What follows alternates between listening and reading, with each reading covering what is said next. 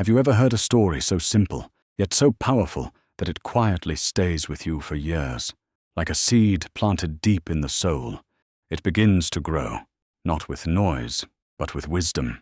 They find you when you're tired, when you're lost, or simply ready to hear, and without warning, they shift something inside you, a belief, a fear, a way of seeing the world. We call them wisdom stories. Simple, short, but they stay with you. In this video, I'll share 5 such stories, not to teach, but to awaken what you already know, because the right story, at the right time, can change everything. Let's begin. Story number 1, The Donkey in the Well. There was once a farmer who owned a very old donkey. The donkey had worked hard all his life, carrying heavy loads, walking long distances, never complaining. But now he was old, slow, and no longer of use. One day, the donkey accidentally fell into a dry well on the farmer's land. He cried out for help. The farmer came, looked down at him and sighed. The well was deep, the donkey was heavy, and he was no longer valuable. So the farmer made a decision. The donkey was old, the well was useless. He'd bury the donkey and close the well. He called his neighbors, picked up a shovel, and began to bury the donkey alive. Shovelful after shovelful of dirt rained down on the donkey's back. At first, the old creature panicked. He cried, he thrashed, but then something changed. With every clump of dirt that hit his back, the donkey shook it off and stepped up. More dirt. Shake it off. Step up. More betrayal. Shake it off. Step up. Slowly, painfully, as the well filled with earth, the donkey kept rising, until eventually he stepped out of the well, shaking off the last bit of dust from his scarred back, and walked away. That same dirt meant to bury him became the path to his freedom. Sometimes people will try to throw dirt on you. Words, rejection, abandonment, shame. They'll decide you're no longer useful, that your story is over. But it's not. What tries to bury you can become what lifts you, only if you don't give up. So when life gets heavy, shake it off and step up. You are not what they tried to bury. You are what rose. Story number 2, The 2 Monks and the Woman. 2 monks, one old and one young, were walking in silence through the forest. Their path was long, winding, and part of a pilgrimage they had chosen, a life of simplicity, discipline, and detachment. They came upon a river. The current was fast, swollen from recent rains, and there, at the edge, stood a young woman in elegant clothes, afraid to cross. She looked at them with pleading eyes. The younger monk hesitated, his vows clear. They were not to touch women, not to speak unless spoken to.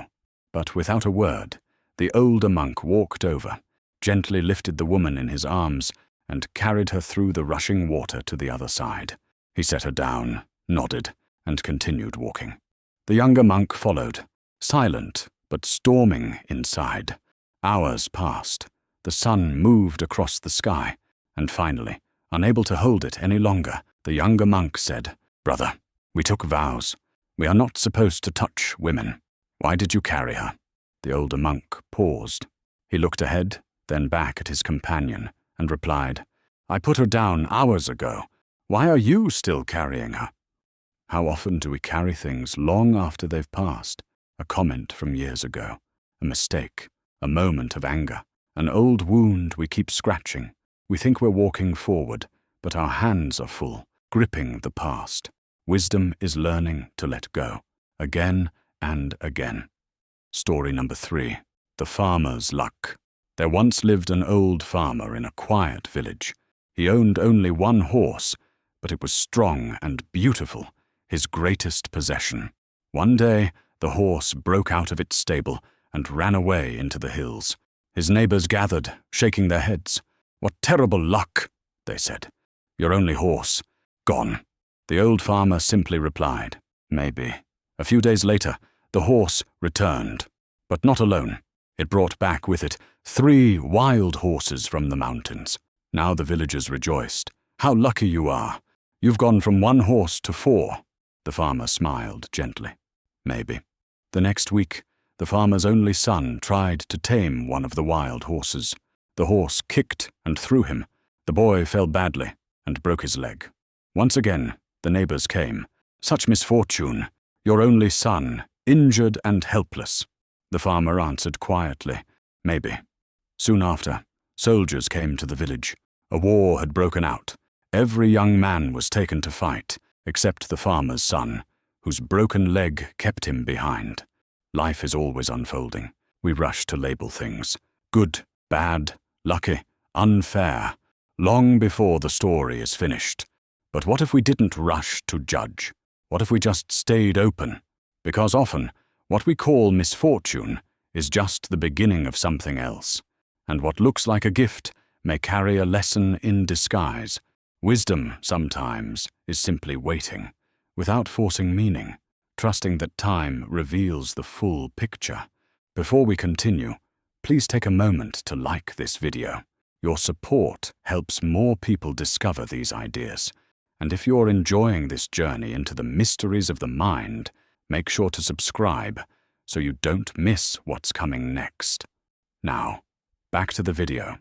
Story number 4. The Bird in the Cage. There was once a bird, kept in a beautiful golden cage. It had everything: safety, food, and even music. Every morning the bird would sing, but not with joy, with longing. Because though the cage was kind, it was still a cage. Then, one day, the owner forgot to lock the door. The cage was open. The bird froze. Its tiny heart raced. Freedom was one wing flap away.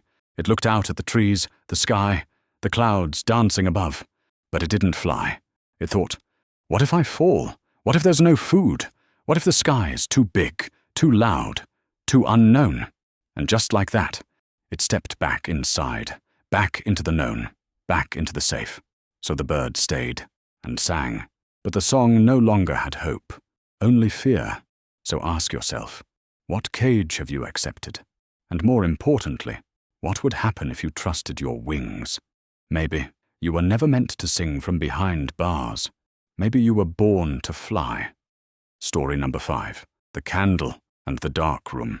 A man once entered a room so dark it swallowed his sight. Not a glimmer, not a trace, just endless black pressing in from all sides. Frustrated, he stumbled forward. He cursed the shadows. He kicked the walls. He waved his hands wildly through the air, as if anger alone could summon the light. "Why is it so dark in here?" he shouted.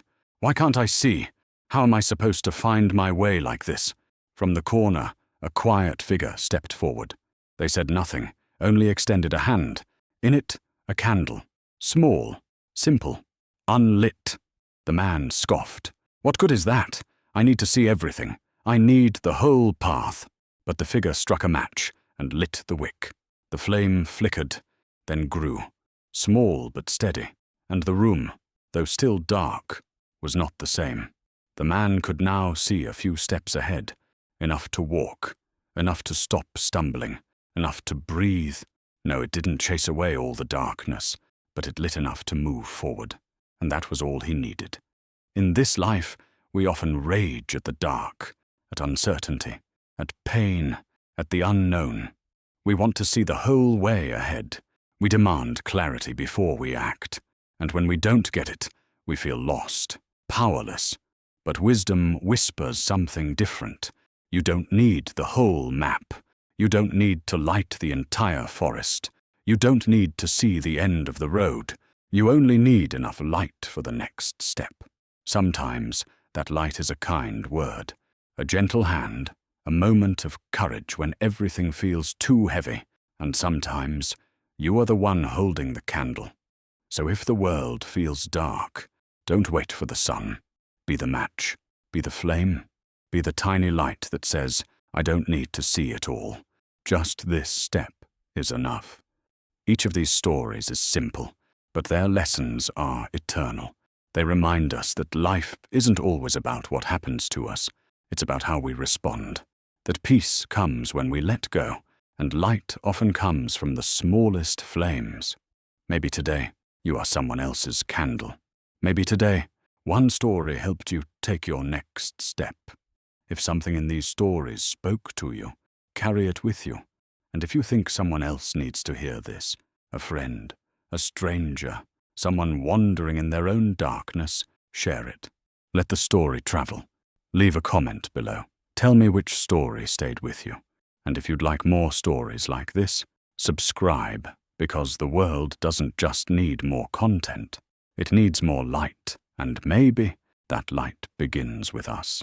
See you in the next video.